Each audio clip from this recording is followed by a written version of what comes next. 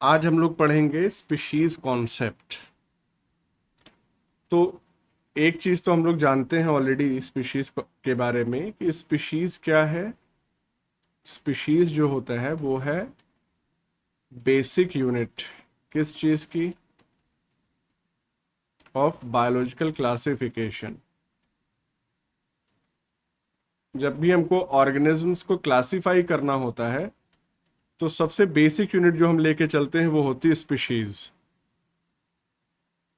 अब स्पीशीज को डिफाइन करना अपने आप में एक बहुत चैलेंजिंग काम है, क्योंकि स्पीशीज जो है वो, पहली बात तो इसमें बहुत सारे इंडिविजुअल्स एक साथ लिए जाते हैं और उन इंडिविजुअल्स को कैसे कैटेगराइज करना है, किस बेसिस पे कैटेगराइज करना है, कैसे उनको आइडेंटिफाई करना है, बहुत सारे पैरामीटर्स एक साथ लेके चलने होते हैं।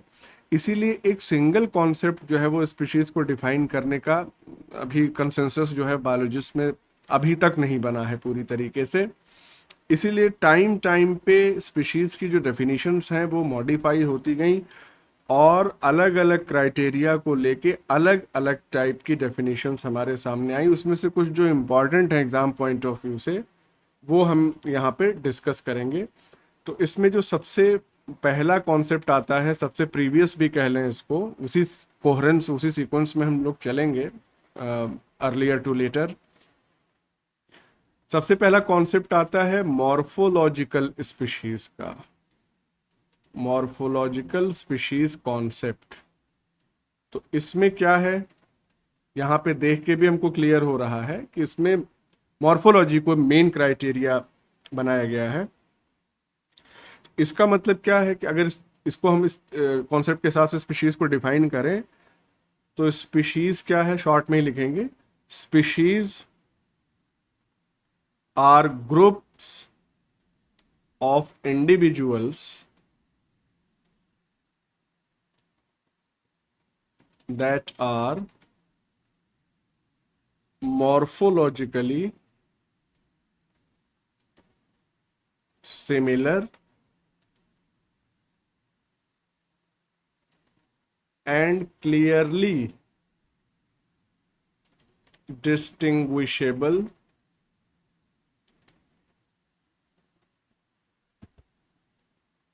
from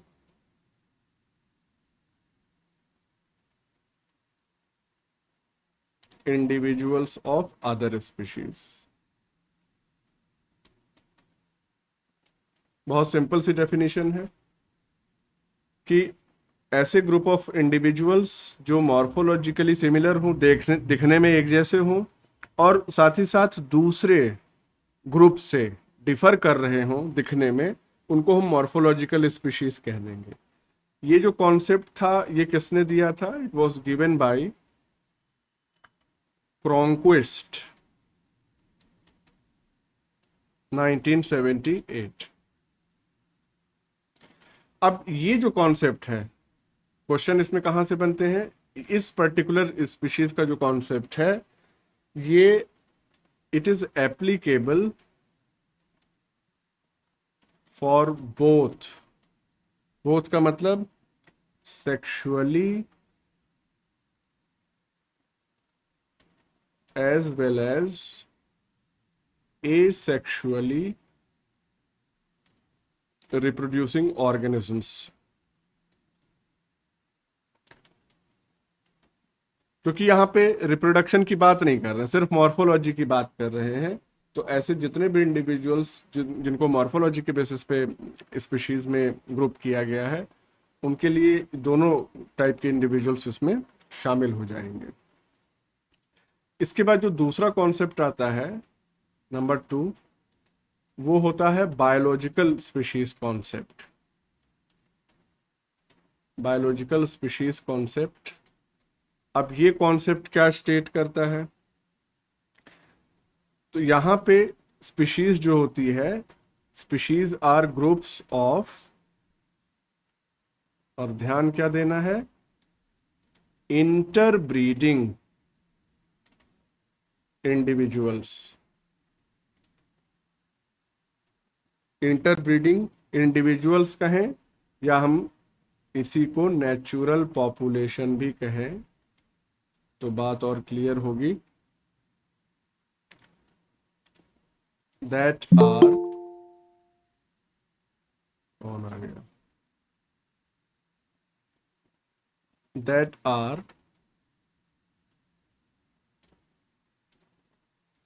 reproductively isolated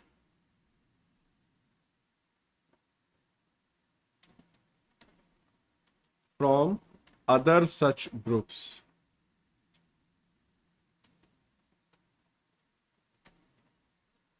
क्या ये डेफिनेशन समझ में आई? बायोलॉजिकल स्पीशीज कॉन्सेप्ट जो है वो मेन एम्फेसिस डालता है रिप्रोडक्टिव एबिलिटी पे, यानी कि ऐसे नेचुरल पॉपुलेशन के इंडिविजुअल्स या नेचुरल पॉपुलेशंस जिसके इंडिविजुअल्स एक दूसरे से इंटरब्रीड कर सकते हैं और सिर्फ एक दूसरे से ही इंटरब्रीड कर सकते हैं, बाकी ग्रुप से वो रिप्रोडक्टिवली आइसोलेटेड होते हैं। तो इस तरीके की जो डेफिनेशन है वो बायोलॉजिकल स्पीशीज कॉन्सेप्ट की है। अब ये जो रिप्रोडक्टिव आइसोलेशन यहां पे टर्म आ रहा है, ये जरूर ध्यान रखना है, कभी भी बायोलॉजिकल स्पीशीज कॉन्सेप्ट में ये टर्म हमेशा इंक्लूड होना चाहिए। लेकिन यहां पे एक लिमिटेशन आ जाती है। लिमिटेशन क्या है? लिमिटेशन ये है कि ये कॉन्सेप्ट अप्लाई नहीं किया जा सकता एसेक्सुअली रिप्रोड्यूसिंग ऑर्गेनिज्म को।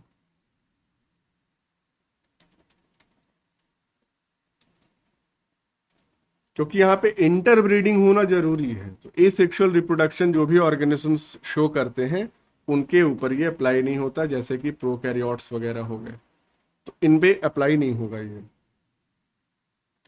अच्छा, एक चीज और एडिशनल इसमें पॉइंट क्या है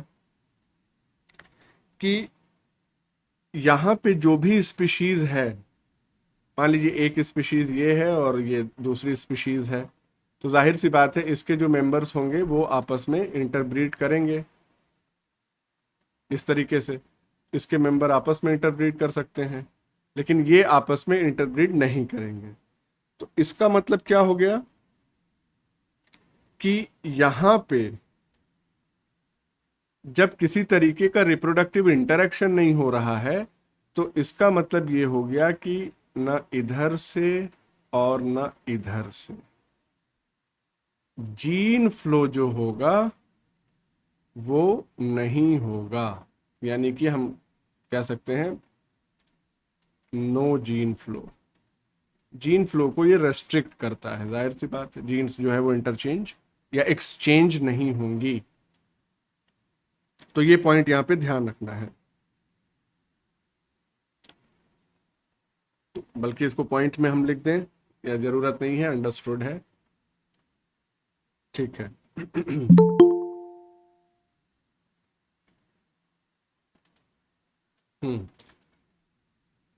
तीसरा जो कॉन्सेप्ट है स्पीशीज का वो है इकोलॉजिकल स्पीशीज कॉन्सेप्ट।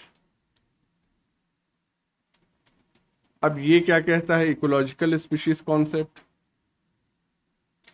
तो इसमें ध्यान से देखिए।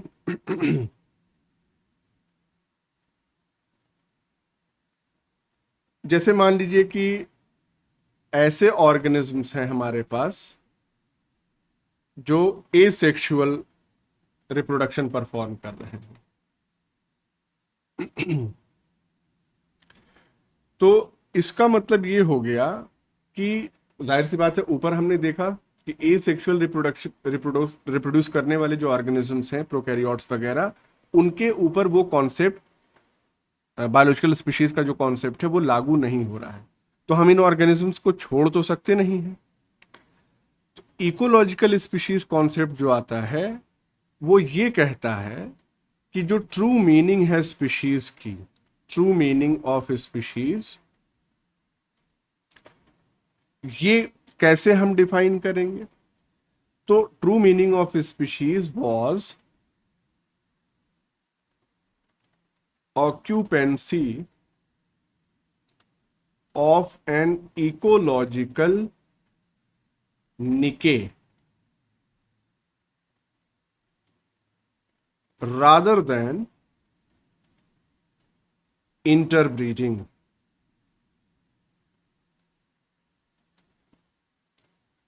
तो हमको एक ऐसी डिफिनेशन चाहिए स्पीशीज की जो सभी ऑर्गेनिजम्स को इंक्लूड कर सके।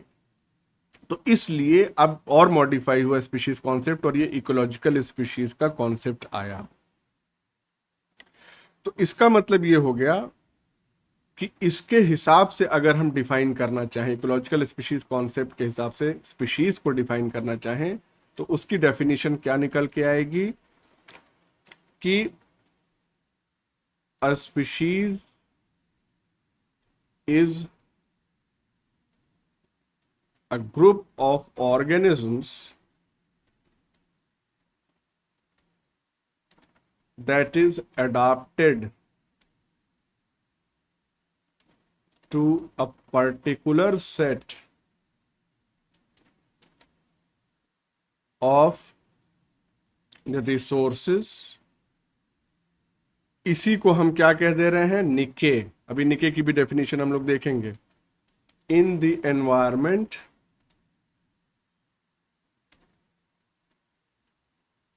इसका मतलब क्या हुआ?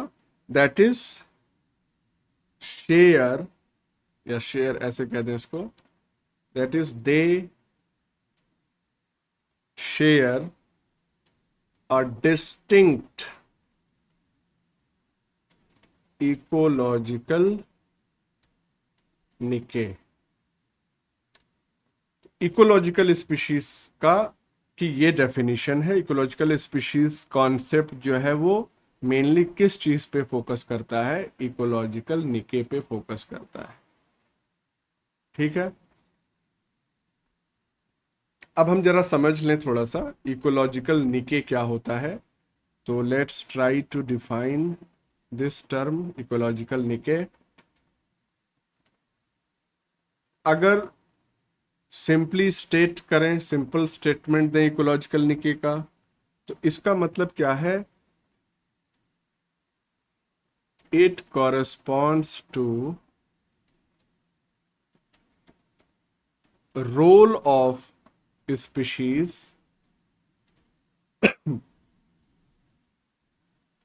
in an environment।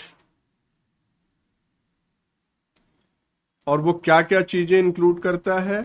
which includes type of food,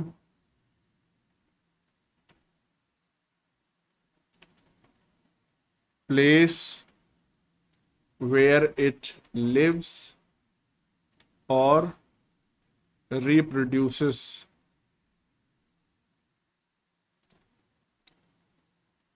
इसको एक तरीके से और हम डिफाइन कर सकते हैं इकोलॉजिकल निके को। कैसे? It is the range of physical and chemical conditions under which a species can survive, grow and reproduce। वो जितनी रेंज है उस फिजिकल और केमिकल एनवायरमेंटल कंडीशन की जिसमें वो स्पीशीज सरवाइव, ग्रो और रिप्रोड्यूस करती हो, उसको कंबाइंड वे में हम उसका इकोलॉजिकल निके कहेंगे। उस पर्टिकुलर स्पीशीज का इकोलॉजिकल निके कहेंगे। अब ये जो इकोलॉजिकल निके है ये दो टाइप का होता है। एक को हम कहते हैं फंडामेंटल निके और दूसरे को हम कहते हैं रियलाइज्ड निके। तो फंडामेंटल निके का मतलब क्या है? कि बाकी सारे पैरामीटर्स सेम हों, यानी कि ऑल अदर पैरामीटर्स ऑफ निके remain same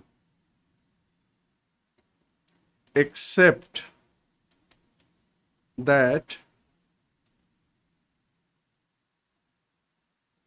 there is no interaction with other species। यानी यहां पे मेन एम्फेसिस डालने वाली कौन सी बात है कि किसी दूसरी स्पीशीज से अगर इंटरेक्शन नहीं हो रहा है, बाकी सारी चीजें जो फिजिकल और केमिकल कंडीशंस की रेंज है वो सब कुछ सेम है, तो उस निके को हम कहते हैं फंडामेंटल निके। रियलाइज्ड निके क्या है? रियलाइज्ड निके का मतलब ये हो गया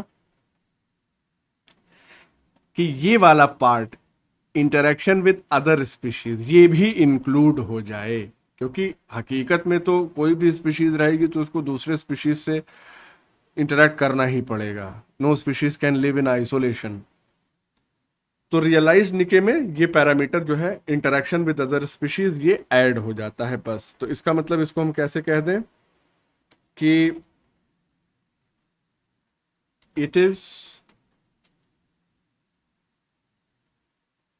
मॉडिफाइड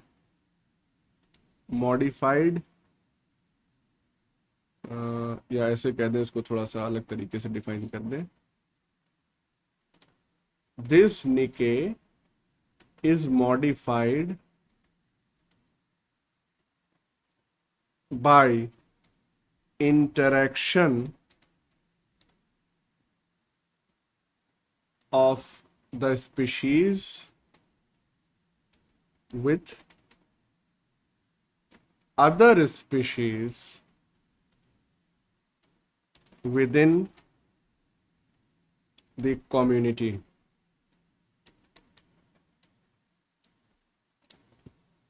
तो इसका मतलब ये हो गया कि यहां पे इंटरेक्शन जो है वो इंक्लूड हो जाएगा, तो उस निके को हम रियलाइज्ड निके कह देंगे। क्या निके का कॉन्सेप्ट समझ में आया? इसमें कोई डाउट हो तो फिर पूछ लो, थोड़ा डिस्कस करेंगे इसको। कैसे समझते हैं आप निके को अपने कॉन्टेक्स्ट में? अगर आप ये कोई एग्जाम्पल बता दीजिए, एक एक रियल एग्जाम्पल बता दीजिए। रियल एग्जाम्पल, अपना ही एग्जाम्पल अगर लेके देखो, अपने आप के निके को अगर हमें डिफाइन करना हो तो हम कैसे डिफाइन कर सकते हैं? हालांकि वो स्पीशीज के लेवल पे ही, हम इंडिविजुअल के लेवल पे भी इकोलॉजिकल निके डिफाइन कर सकते हैं। जैसे मान लो हम लोग क्या हैं, सोशल एनिमल्स हैं, समाज में रह रहे हैं। समाज क्या है? कम्युनिटी कहें हम, भाई सबकी अपनी अपनी कम्युनिटी है, उस कम्युनिटी में रह रहे हैं। उस कम्युनिटी में हम क्या कर रहे हैं, मतलब हमारा क्या रोल है? पहली चीज ये, सबका अलग अलग रोल है। कोई इंजीनियर है, कोई डॉक्टर है, कोई टीचर है, कोई बिजनेसमैन है, कोई कुछ कर रहा है।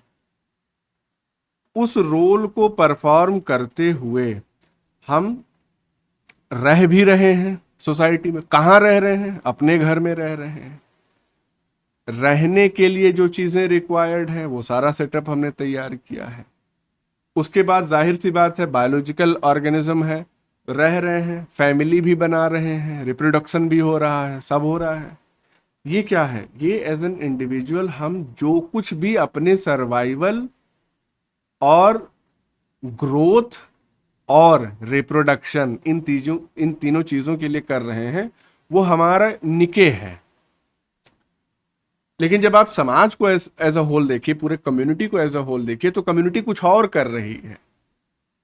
तब इंडिविजुअल निके की बात अलग हो गई। कोई एक व्यक्ति क्या कर रहा है इसका भी समाज पे फर्क पड़ता है, लेकिन जब समाज को एज ए होल देखेंगे तो वो पैरामीटर्स चेंज हो जाएंगे। इसी तरीके से नेचर में, नेचुरल एनवायरनमेंट में, भाई हम लोगों के पास तो तमाम चीजें हैं करने के लिए। किसी को मोबाइल चलाना है, किसी को स्कूटी चलानी है, किसी को कार चलानी है, किसी को घर पे बैठे रहना है, कुछ नहीं चलाना है, तमाम काम है। लेकिन जानवर के पास क्या काम है? Organism which are present in the wild, उनके पास बस एक ही काम है भैया, जिंदा रहने की जद्दोजहद। सुबह खाना मिले इसके लिए उनको फोरेजिंग करनी है, घूमते टहलते रहना है। कोई हमको खाना ना बना ले, इसके लिए उनको बचे रहना है, और जब ब्रीडिंग सीजन आए तो रिप्रोड्यूस करना है। ये 3 मेन काम है उनके पास। हमारे पास बहुत सारे काम हैं, तो वो पर्टिकुलर काम करने के लिए जितनी भी रेंज है, फिजिकल केमिकल, जितना भी एनवायरनमेंट से वो इंटरेक्ट करे, वो सब कुछ इंक्लूड हो जाएगा। यानी वो एक माइक्रो एनवायरनमेंट जहाँ पे उस ऑर्गेनिज्म के सर्वाइवल, ग्रोथ और रिप्रोडक्शन के लिए सारी कंडीशंस अवेलेबल हैं, वही उसका निके है। क्या ये बात समझ में आ गई? सर एक एग्जांपल हम भी दे सकते हैं? हाँ बिल्कुल दो। सर जैसे बर्ड्स का निक जो नीचे आपने बोला, वो जैसे नेस्ट है, पेड़ के ऊपर नेस्ट, घोंसला बनाते हैं, वो क्या ऐसा हो सकता है? जैसे पेड़ पर वो रहते हैं, हाँ लेकिन जो स्पेशल घोंसला बनाते हैं वो उनकी जगह है। हाँ बिल्कुल, उसको भी एज एग्जांपल हम ट्रीट कर सकते हैं। वो पेड़ का वो इलाका, जितने इलाके, जितने दायरे में वो रह रही, अब उसमें थोड़ा सा ये भी इंक्लूड हो जाएगा। सिर्फ घोंसला ही लिमिटेड नहीं रहेगा, क्योंकि उसको भोजन लेने के लिए उस घोंसले से बाहर जाना पड़ेगा। तो वो रेंज जहाँ से वो हो सकता है पेड़ के आसपास ही उसको खाने पीने की सारी चीजें मुहैया हो जा रही हूँ, तो वो चीज भी उसमें, उसके निके में इंक्लूड हो जाएगी, क्योंकि फीडिंग भी तो करनी है। ठीक है, जी सर। लेकिन अच्छा है, एग्जाम्पल आया कम से कम एक और अलग। तो इस तरीके, फंडामेंटल और हाँ, फंडामेंटल और रियलाइज निके, इसमें समझ। रियलाइज का ग्राफिकल रिप्रेजेंटेशन बता दीजिए। ए भैया, ग्राफ राफ इस समय है नहीं हमारे पास, कहीं हो किसी क्वेश्चन में बता देना, क्योंकि अभी ये इकोलॉजिकल निके हमने डिटेल में डिस्कस ही नहीं किया। ये तो हमने सिर्फ इसलिए डिस्कस कर दिया क्योंकि यहाँ पे इकोलॉजिकल स्पीशीज कॉन्सेप्ट जो है वो आया था, और उसमें ये टर्म स्पेसिफिकली मेंशन्ड है, तो हमने इसीलिए सिर्फ डेफिनेशन बताई है। अभी तो हम बहुत कुछ इसमें डिस्कस करेंगे। वो पॉपुलेशन कर्व देखेंगे, आर के सिलेक्शन देखेंगे, उसमें बहुत सारे ग्राफ्स आपको देखने के लिए मिलेंगे। आ रही बात समझ में? Yes sir. सब बताएंगे, घबराओ नहीं। अब देखो, ये हो गया स्पीशीज कॉन्सेप्ट।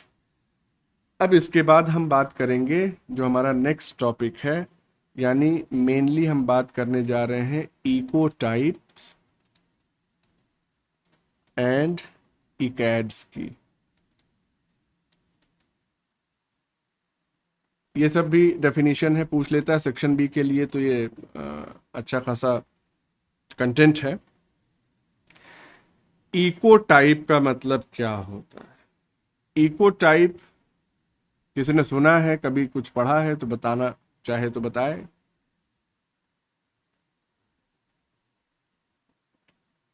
किसी ने सुना है, हाँ या ना जवाब दे। यस सर, सुना तो है लेकिन इस टाइम याद नहीं है डेफिनेशन। अच्छा ठीक है। इको टाइप बेसिकली होता क्या है, पहले तो इसको डिफाइन कर लेते हैं, फिर इसको हम एक्सप्लेन करेंगे। Ecotype, it is a population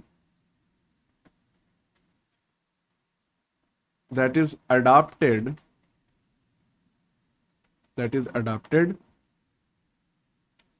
to unique local environmental conditions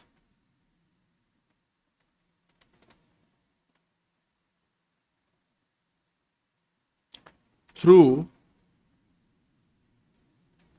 genetically fixed phenotypic variations।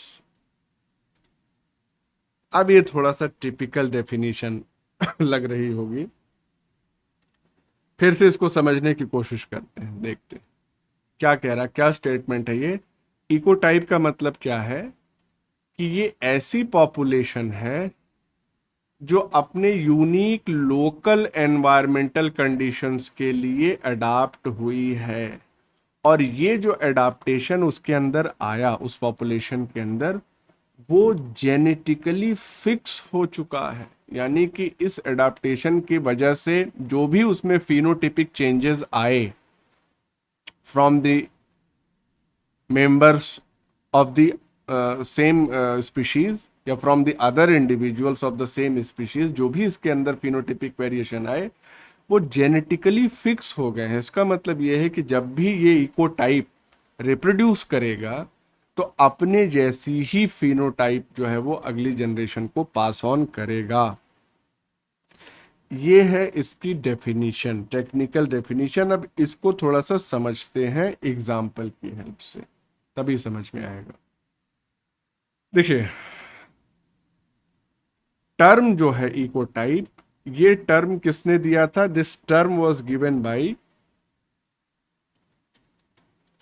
टूरेसन 1925। ये एक स्वीडिश इकोलॉजिस्ट थे।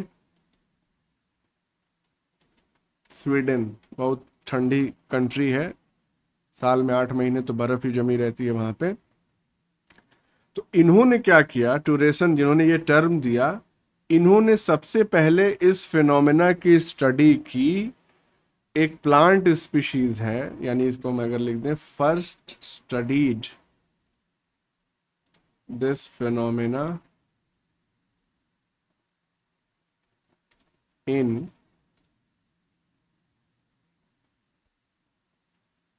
कैम्पेनुला रोटंडिफोलिया। इस प्लांट स्पीशीज में, प्लांट है भैया, इस प्लांट स्पीशीज में इन्होंने इस फिनोमेना को सबसे पहले ऑब्जर्व किया। फिनोमेना क्या था?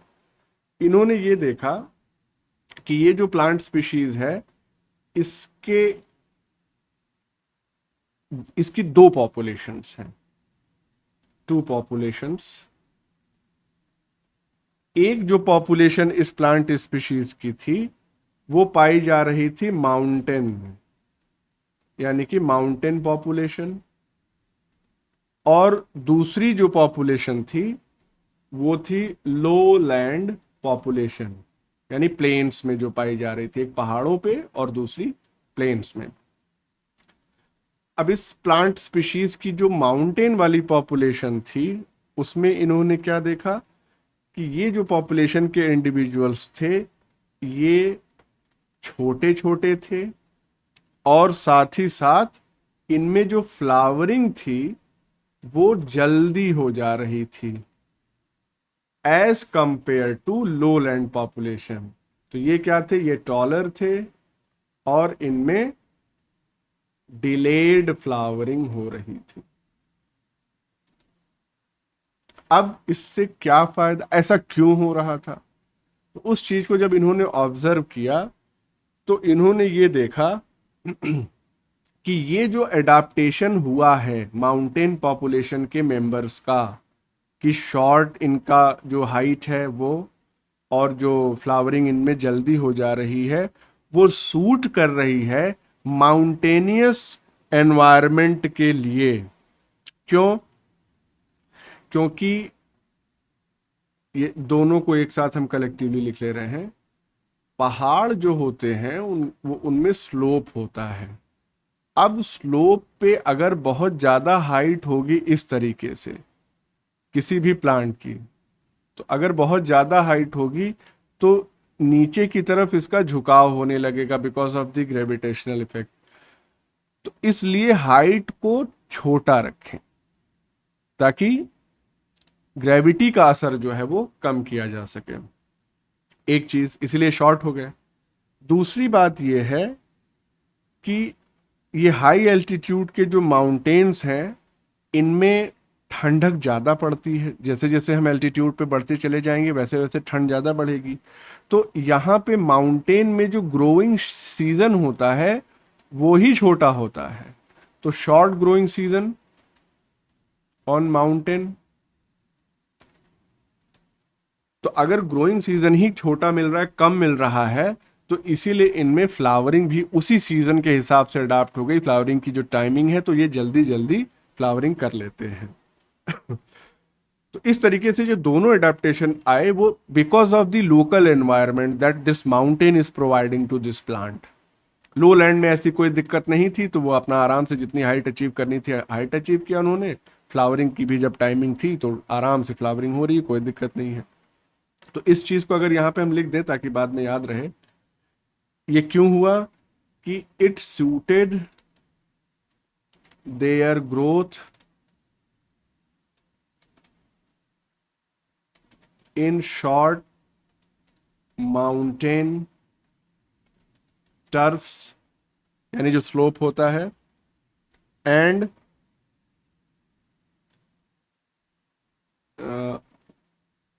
There adaptation to rapid flowering. और जब रैपिड फ्लावरिंग हो जाएगी तो क्या होगा?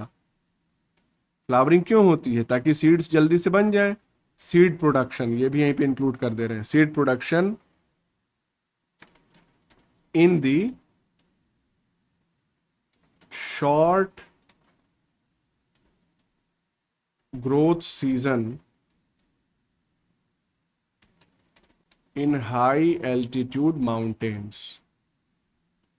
तो पहाड़ों पे छोटा ग्रोइंग सीजन मिलता है, इसीलिए ये जो अडाप्टेशन है ये सूट कर गया। तो इस तरीके से जब इन्होंने इन दोनों पॉपुलेशंस को ऑब्जर्व किया तो इनको अलग अलग डिफाइन करने के लिए कि ये एक इकोटाइप है या दूसरा इकोटाइप है, इन्होंने ये टर्म इंट्रोड्यूस कर दिया। तो ये बात समझ में आ गई। अब जैसे हम लोग अपने में देख खुद, इकोटाइप बेसिकली जो है वो सब स्पीशीज या रेस के लिए भी टर्म इस्तेमाल किया जा सकता है। जैसे देखिए आप, ह्यूमंस में 7 रेसेस हैं, कॉकेसॉइड, मोंगोलॉइड, नेग्रोइड, है ना, वो चीन उन वाले जो है, या जापान वाले, या कोरिया वाले, उनकी बनावट कैसी होती है? अलग ही टाइप के दिखते हैं। पहाड़ों पे पाए जाने वाले जो लोग होते हैं गोरे चिट्टे होते हैं। ट्रॉपिक्स में पाए जाने वाले, अफ्रीका में, चाहे अपने यहाँ ही साउथ में चले जाइए, तमिलनाडु केरल की तरफ, सब काले काले होंगे सबको, उनके बच्चे भी काले होंगे, क्योंकि वो जो एडाप्टेशन है उनका, वो भले वो चले आए यूपी में, चाहे वो इंग्लैंड चले जाएं, तब भी बच्चे उनके काले ही पैदा होंगे। इंग्लैंड वाले जो है वो गोरे गोरे हैं, वो चले जाएं साउथ अफ्रीका में, तब भी उनके बच्चे जो है वो गोरे ही पैदा होंगे। शुरुआत में ऐसा थोड़ी था, शुरुआत में जो क्लाइमेटिक कंडीशन के हिसाब से उन्होंने अडाप्ट किया, जहाँ पे बर्फीली जगह है, ठंडी जगह है, वहाँ पे सनलाइट की इंटेंसिटी बहुत ज़्यादा होती नहीं है, तो बहुत ज़्यादा मिलेनिन की ज़रूरत नहीं थी उनको, तो मिलेनिन कम सिंथेसिस हो रही थी। वो चीज़ जेनेटिकली फिक्स हो गई, मिलेनिन सिंथेसाइज करने वाली जीन जो है वो ऑलमोस्ट रिप्रेस्ड स्टेट में रहने लगी। अब वो जेनेटिकली फिक्स हो गई, जुड़ गया होगा कोई ट्रांसक्रिप्शन इनहिबिशन फैक्टर। जहाँ पे धूप बहुत ज़्यादा है वहाँ मिलेनिन बहुत ज़्यादा चाहिए, वो मिलेनिन बन रहा है, काले काले लोग पैदा हो रहे हैं, ये भी जेनेटिकली। और ये भाई इन्वायरमेंट के लिए अडाप्टेशन ही तो है। मिलेनिन करता क्या है? वो प्रोटेक्ट करता है हमारी सेल्स को यूवी रेस से जो सन से आ रही हैं। तो हम लोग अपने में भी एग्जाम्पल इकोटाइप्स के, सब इकोटाइप्स ही हैं। उधर की पॉपुलेशन का अलग इकोटाइप है, इधर का अलग इकोटाइप है, तो अपने से कोरिलेट करें इसको। तो इसको हम एक और तरीके से डिफाइन कर सकते हैं इकोटाइप को, कि an ecotype describes a genetically different population. और जब पॉपुलेशन थोड़ा सा जेनेटिकली डिफरेंट हो गई, बहुत ज़्यादा नहीं लेकिन थोड़ा जेनेटिक डिफरेंसेस आ गया, तो जेनेटिकली डिफरेंट पॉपुलेशन, इसी को हम क्या कह सकते हैं? सब स्पीशीज, या हमारे केस में रेस, ह्यूमन रेसेस। लेकिन ये सब हो कहाँ रहा है? With in a species, with in a species that is adapted to specific environmental conditions। अच्छा, हम लोग एक ही स्पीशीज के तो मेंबर हैं, जितने 8 साढ़े 8 अरब हो गए हैं धरती पे इस समय। क्या किसी को कोई डाउट है कि चाइनीज जो है वो अलग स्पीशीज हैं और अफ्रीकन नेग्रोइड्स जो हैं वो अलग स्पीशीज हैं? किसी को डाउट हो तो बताओ। सब वही सेम स्पीशीज है ना, होमो सैपियंस सैपियंस। से यस और नो? सर उन लोग की बनावट भी तो चेंज है। तो सेम लेकिन है। है सर सब सेम ही। कैसे? ये कैसे कहेंगे हम कि सेम स्पीशीज के ही मेंबर हैं? बताएं।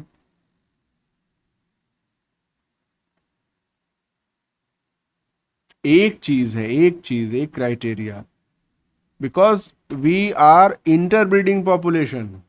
साउथ अफ्रीका को कोई आदमी कोई यूएस की लड़की से शादी करेगा, बच्चे पैदा होंगे, ऐसा नहीं है। तो इंटरब्रीड कर सकते हैं, दैट इज वाई ये जितने भी 8 साढ़े 8 अरब टहल रहे हैं धरती पे, एक ही स्पीशीज के मेंबर हैं।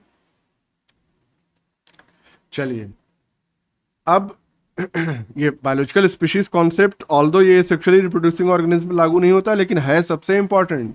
अगर सेक्सुअली रिप्रोड्यूसिंग ऑर्गेनिज्म की बात करेंगे तो उससे ऊपर कोई डेफिनेशन नहीं है स्पीशीज कॉन्सेप्ट की, बायोलॉजिकल वाला जो हमने बताया, रिप्रोडक्टिव आइसोलेशन वाला। तो अब इसमें ये बात हो गई, ये हमने एक और डेफिनेशन आपको बता दी। अब ध्यान से देखने वाली बात ये है कि यहाँ पे ये जो एडाप्टेशन, हमने ये एडाप्टेड ये टर्म स्पेसिफिकली कहा, ये एडाप्टेशंस जो होते हैं, यानी कि दीज एडाप्टेशंस आर इरिवर्सिबल।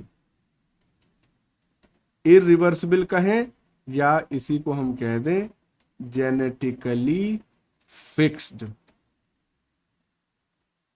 इसका मतलब कि जो एडाप्टेशन अक्वायर किया गया है, इट इज हेरिटेबल, ये अगली जनरेशन में पास ऑन होगा। इकोटाइप कैसे इवॉल्व हुए, कैसे अपीयर हुए, इस पे भी अगर थोड़ा सा हम डिस्कशन कर लें तो पहले तो हम टाइप्स की बात कर लें, किस किस टाइप के इको टाइप्स हो सकते हैं। तो वो चीज़ आप केवल इसके इनपुट से ही समझ जाएंगे कि हमने क्या क्यों कहा और क्यों कह रहे हैं। क्लाइमेटिक इको टाइप, इसके अलावा एडेफिक इको टाइप भी हो सकते हैं, एल्टीट्यूडिनल या लैटिट्यूडिनल इको टाइप्स भी हो सकते हैं, या फिर फिजियोलॉजिकल इको टाइप्स भी हो सकते हैं। इसका मतलब कि यहाँ जो दो अलग अलग पॉपुलेशंस तैयार हुई, अलग अलग इको टाइप्स तैयार हुए क्लाइमेटिक फैक्टर की वजह से, यहाँ एडेफिक या सॉइल फैक्टर्स की वजह से, यहाँ हाइट या लैटिट्यूडनल वेरिएशन की वजह से, यहाँ फिजियोलॉजी में वेरिएशन की वजह से इस तरीके के इको टाइप्स तैयार हुए। हम इसमें कुछ एग्जाम्पल भी आपको बताएंगे, जैसे क्लाइमेटिक इको टाइप, क्लाइमेटिक कम फिजियोलॉजिकल इको टाइप जो है वो हमने जो अपना एग्जाम्पल लिया, ह्यूमंस का एग्जाम्पल लिया, उसमें आ सकता है। इसके अलावा क्लाइमेटिक कम एल्टीट्यूडनल या लैटिट्यूडनल इको टाइप में एक एग्जांपल हमारा, अब हम उसको स्पेसिफाई नहीं कर रहे हैं, हम जनरल एग्जांपल्स आपको यहाँ पे बता रहे हैं इको टाइप्स के एग्जांपल्स। जैसे आपने देखा होगा पोलर बियर, और आपने ये भी देखा होगा ग्रिजली बियर।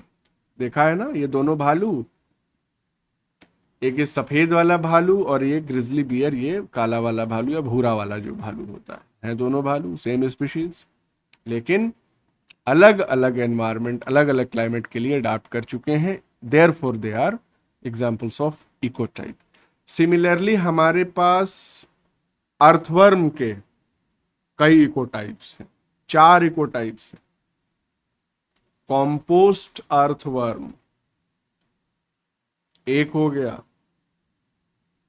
एपिजेइक अर्थवर्म दूसरा है, इसके अलावा एंडोजेइक अर्थवर्म, और चौथा है एनेसिक अर्थवर्म। ये चारों क्या हैं? They are examples of ecotypes. कैसे? जो कंपोस्ट अर्थवर्म होता है ये क्या करता है? It lives and feeds on fresh compost material. Epigeic वाला जो है ये क्या करता है? It lives and feeds on leaf litter, जो पत्तियां गिरती हैं उस पे, ये कंपोस्ट मटेरियल में जो थोड़ा सड़ गल गया है उस पे फीड करता है कंपोस्ट वाला अर्थवर्म जो है। और साथ ही साथ ये एपिजेइक वाला है, ये बिल या वो जो जिसमें ये रहते हैं बरो, उसको नहीं बनाता है, डज नॉट फॉर्म बरो। एंडोजेइक की अगर हम बात करें तो it lives and feeds on soil, ये मिट्टी खाता है। तो ये कंपोस्ट मटेरियल खा रहा है, ये लीफ लिटर खा रहा है, ये मिट्टी खा रहा है। और साथ ही साथ इट मेक्स हॉरिजॉन्टल बरो, ये हॉरिजॉन्टल बरो बनाता है। एनेसिक की अगर हम बात करें तो एनेसिक वाला जो होता है ये इट मेक्स परमानेंट वर्टिकल बरो, एक हॉरिजॉन्टल बना रहा है और ये वर्टिकल बना रहा है। And it feeds on leaves, और कैसे फीड करता है? लीव्स को ये क्या करता है? ड्रैग्स इनटू दी बरो, घसीट के ले आता है बरो के अंदर, क्योंकि वर्टिकल। अब जैसे मान लीजिए ये सॉइल सरफेस है, तो ये सॉइल सरफेस है, अब इसके अंदर जो ये leaf litre, freshly fallen litre है इस तरीके से पत्तियां, इस पे ये वाला है एपिजेइक, ये फीड करेगा। इसके बाद एपिजेइक वाला है, ये बरो नहीं बनाएगा, ऊपर ही ऊपर रहेगा। थोड़ा सा कंपोस्ट या सड़ा गला मटेरियल है, कंपोस्ट हो गया, इस पे फीड करेगा कंपोस्ट वाला अर्थवर्म। एंडोजेइक वाला जो होगा वो इसके नीचे ऐसे हॉरिजॉन्टल बरो बनाएगा इस तरीके से, जो ऊपर यहाँ जाके कहीं खुल रही होगी। अगला वाला जो है वो इस तरीके से वर्टिकल बरो बनाएगा, इसमें रहेगा।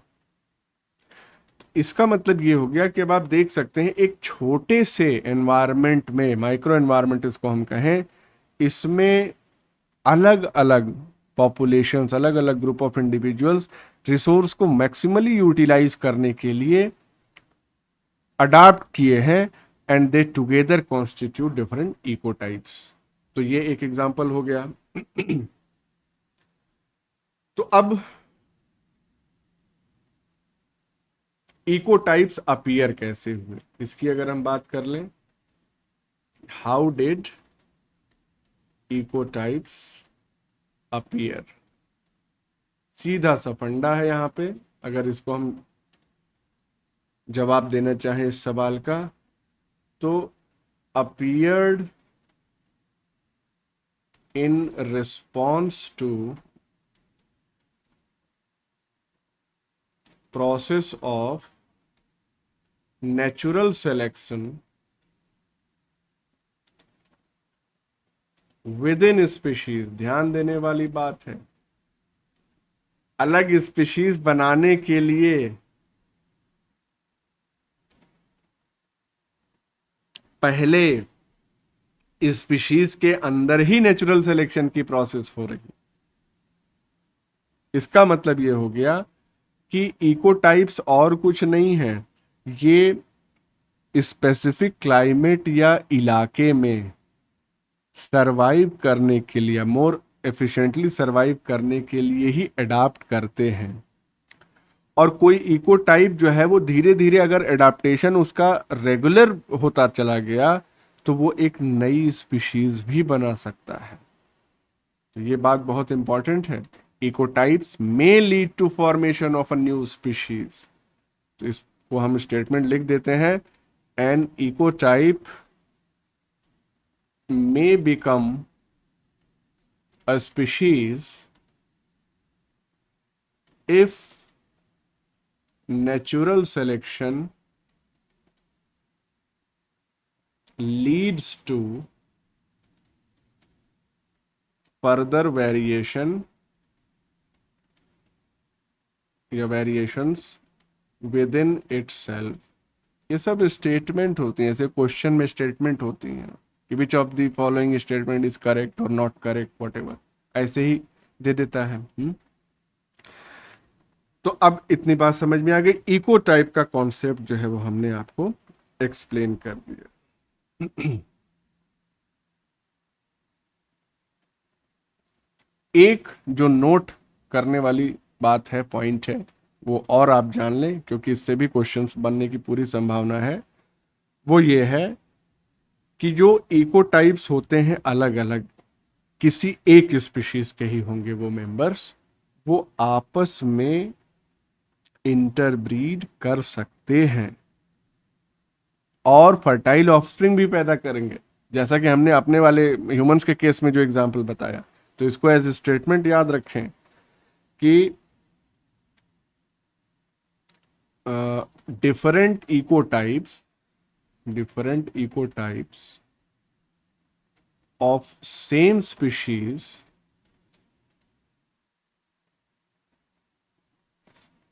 can interbreed and produce fertile offsprings।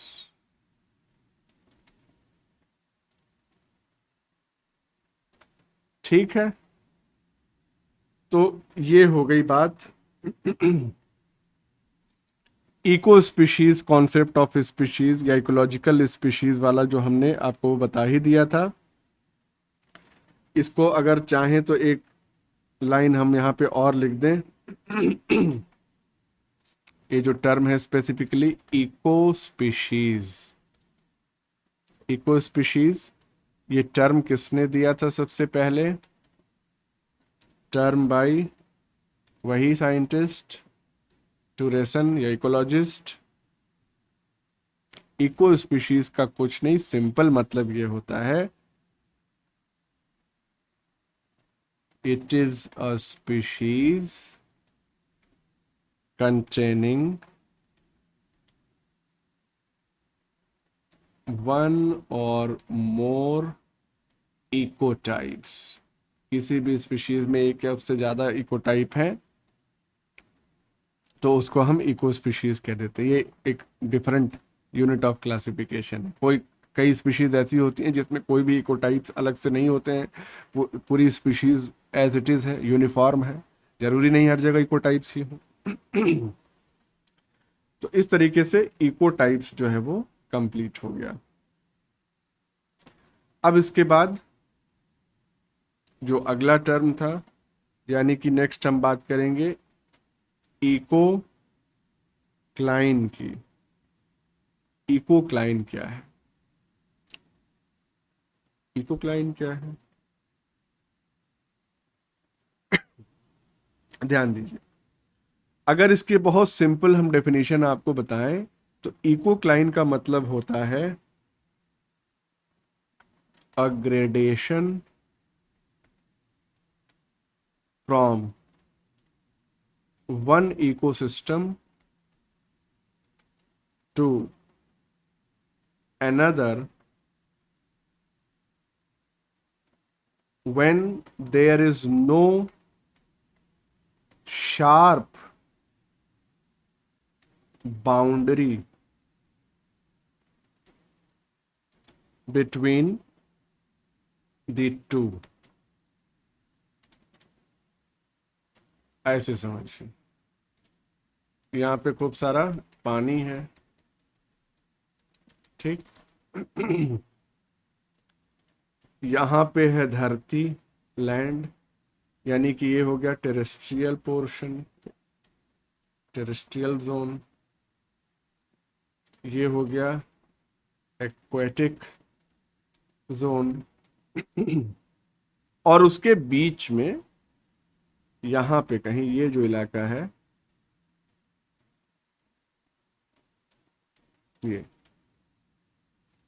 ये हो गया वेटलैंड। थोड़ा सा ऐसे बना, ये हो गया वेटलैंड। इसका मतलब ये हो रहा है कि एक्वेटिक जोन यहाँ फुली एक्वेटिक है, यहाँ धीरे धीरे वेटलैंड होगा, तो जाहिर सी बात है थोड़ा पानी भी होगा और थोड़ी जमीन भी होगी यहाँ पे। तो इस तरीके से एक ग्रेडेशन हो रहा है एक एक्वेटिक इकोसिस्टम से और टेरेस्ट्रियल इकोसिस्टम की तरफ ग्रेडेशन हो रहा है, धीरे धीरे ट्रांजिशन हो रहा है।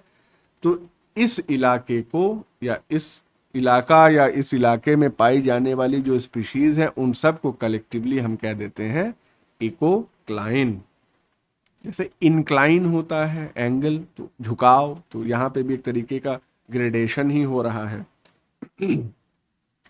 तो ये बात समझ में आ गई। अच्छा, अब यहाँ होता क्या है, चलिए इसको अगर हम वेटलैंड इसका हो गया, wetland then example of ecocline. क्यों? क्योंकि यहाँ पे ट्रांजिशन हो रहा है एक्वेटिक से टेरेस्ट्रियल की तरफ। तो इसको हम एक और तरीके से क्या कह सकते हैं, या इकोक्लाइन की वजह से और क्या होता है कि इकोक्लाइन is a gradual and continuous change in species composition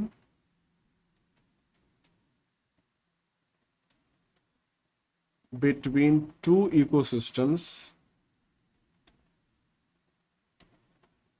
or communities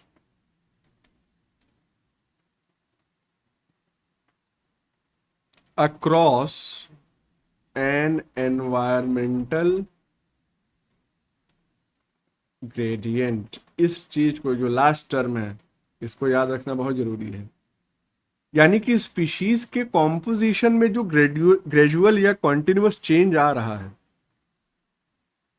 ये ग्रेडेशन क्यों हो रहा है? Because of the environmental gradient already present. अब ये एनवायरमेंटल है ना, पानी से फिर दलदल, दलदल के बाद फिर जमीन, तो ये कॉन्टिन्यूअस एनवायरमेंटल ग्रेडियंट की वजह से उसी तरीके से स्पीशीज के कॉम्पोजिशन में भी ग्रेजुअल चेंज आता है। That is also the part of इकोक्लाइन। अब इससे होता क्या है? इससे होता ये है कि जब मेंबर ऑफ स्पीशीज किसी इकोक्लाइन का पार्ट होते हैं, तो हम किसी एक स्पेसिफिक पॉइंट पे ये नहीं कह सकते हैं कि ये इको टाइप है, पर्टिकुलर इको टाइप। क्यों? क्योंकि इको टाइप फॉर्म होने के लिए एक लोकल और एब्रप्ट चेंज जो है वो एनवायरनमेंट में होना चाहिए। यहाँ कोई एब्रप्ट चेंज नहीं आ रहा है, यहाँ कॉन्टिन्यूअस चेंज है from aquatic to wetland to terrestrial zone. तो इसका मतलब कि इकोक्लाइन वाला जो भी माहौल होगा या जो भी स्पीशीज होंगी, दे कैन नॉट फॉर्म और they can not contain an ecotype within देम। ये इंपॉर्टेंट बात है, this is the part where question arises. इसको हम अलग से जरूर लिखेंगे कि ड्यू टू कॉन्टिन्यूअस और gradual change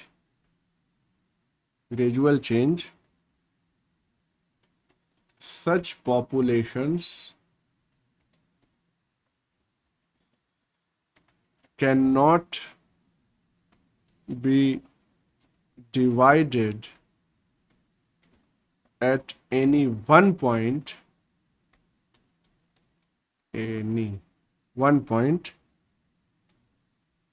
into two ecotypes।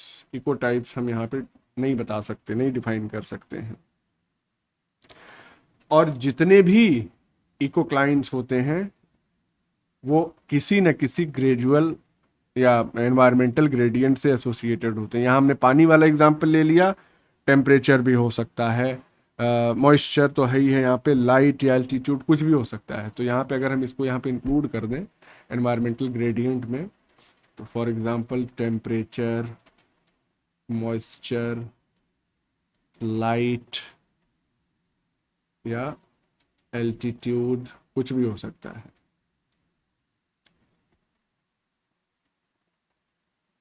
ठीक है, तो ठीक है, this was all for today.